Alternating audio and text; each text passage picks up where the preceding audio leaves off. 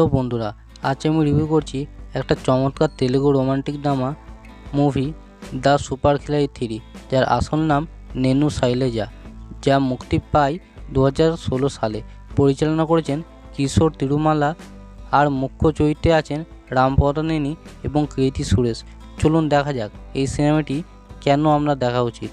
গল্পের কাহিনীটি ছোট করে বলি। রাম পতানেনি একজন সাদামাটা ছেলে, যে ছোটোবেলা থেকেই প্রেমে ব্যর্থ। তার জীবনে অনেক মেয়ে এসেছে, কিন্তু কখনো ভালোবাসা টেকেনি। অবশেষে তার জীবনে ফিরে আসে শৈলেজা, মানে কীর্তি সুরেশ, তার স্কুল জীবনের ভালোবাসা।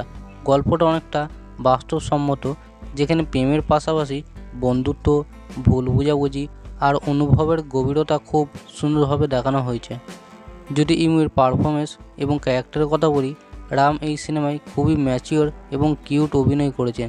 চরিত্রটা বাস্তব জীবনের ছেলেদের মতোই সাধারণ, হাসিখুশি আর মাঝে মাঝে হতাশ। কীর্তি সুরেশের শৈলেজা চরিত্রটি খুবই মিষ্টি, তার এক্সপ্রেশন আর অভিনয় একেবারে মন ছুঁয়ে যায়। দুজনের কেমিস্ট্রি পুরো সিনেমা জুড়ে খুব ভালো কাজ করেছে। পাশাপাশি কমেডি থাকা সত্যনারায়ণ, প্রিন্স ও অপর চরিত্ররা হালকা হাসির ছন্দ তৈরি করে। এই মুহূর্তে গান ও টেকনিক্যাল দিকের কথা বললে, সিনেমার গানগুলো দারুণ। এসি ফিলিং চেপ্পনু গানগুলো শুধু সুন্দর শোনায় না, গল্পের আবেগও বহন করে। দেবী প্রসাদের মিউজিক বরাবরের মতোই হৃদয় ছুঁয়ে যায়।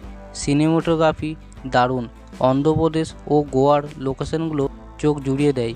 এডিটিং খুব স্মুথ, কোথাও সিনেমা ধীর বা বিরক্তকর মনে হয় না।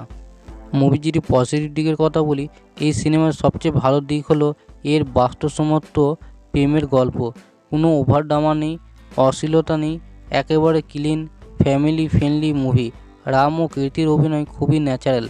গান, কাহিনী আর সংলাপ সব মিলিয়ে এটি একটি ফিল গুড মুভি। সব মিলিয়ে নেনু শৈলেজা একটি সুন্দর হৃদয় ছোঁয়া প্রেমের গল্প, যা সহজ, মিষ্টি আর মন ভালো করে দেয়। যারা একসময় কমার্শিয়াল সিনেমা থেকে একটু ভিন্ন কিছু খুঁজছেন, তাদের জন্য এই সিনেমা একদম পারফেক্ট। একবার না দেখার উপায় নেই। ভিডিওটা ভালো লাগলে লাইক দিন, চ্যানেলটি সাবস্ক্রাইব করুন আর কমেন্টে জানান আপনার প্রিয় রোমান্টিক তেলুগু সিনেমা কোনটি। দেখা হবে পরের রিভিউতে।